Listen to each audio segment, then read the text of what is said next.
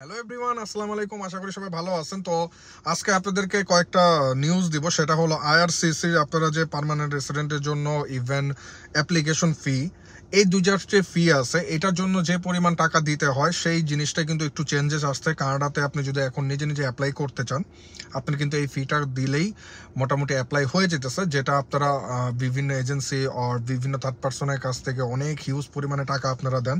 তো এক্স্যাক্টলি যে অ্যামাউন্টটা লাগে এটা যদি আপনি নেটে সার্চ করেন সেটাও আপনি এখান থেকেই জানতে পারবেন। বাট আমার কাছে মনে হলো আপনাদের সাথে এটা শেয়ার করি, যেহেতু অনেকে এই ব্যাপারগুলোর সম্বন্ধে অনেক বেশি কনফিউশনে আছেন। ইভেন ওই জিনিসটা জানি আপনাদের জন্য সহজ হয়ে যায়।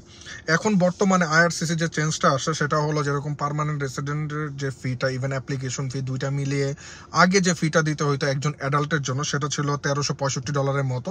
তো সেই জিনিসটা এখন চেঞ্জেস এসে বর্তমানে সেটা একটু বেড়ে $1525 মতো হয়ে গেছে।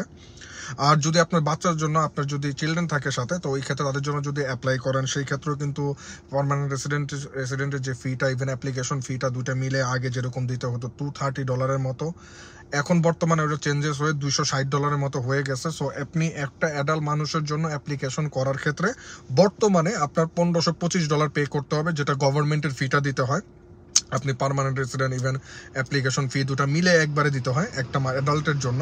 তো এই জিনিসটা কিন্তু এখন চেঞ্জেস আসছে। ইভেন আপনারা আইআরসিসির ওয়েবসাইটে ঢুকেও এইখান থেকে ফিগুলো দেখতে পারেন। যদি আপনাদের এরপরও কোনো কনফিউশন থাকে বা কোনো কোশ্চেন থাকলে আমাকে জানাতে পারেন। বাট আপনাদের এর বেশি যদি কেউ টাকা দিয়ে থাকেন কাউকে, থার্ড পার্টিকে, এটা আলটিমেটলি ভাবে আপনি এক্সট্রা টাকা আপনি ওদের কাছ থেকে চার্জ নিতেছে বা আপনার কাছে এক্সট্রা টাকা নিতেছে, মূলত $1525 ফিটা লাগে। তো এই ব্যাপারগুলো অবশ্যই টেক কেয়ার করবেন। ইভেন কোনো কোশ্চেন থাকলে অবশ্যই জানাবেন। এটা কিন্তু একটা ইম্পর্টেন্ট নিউজ। ইভেন বেশি বেশি ভিডিওটা শেয়ার করবেন মানুষের মধ্যে, যাতে মানুষ জানতে পারে, বুঝতে পারে। ইভেন কোনো কোশ্চেন থাকলে অবশ্যই জানাবেন। Thank you. আল্লাহ হাফেজ।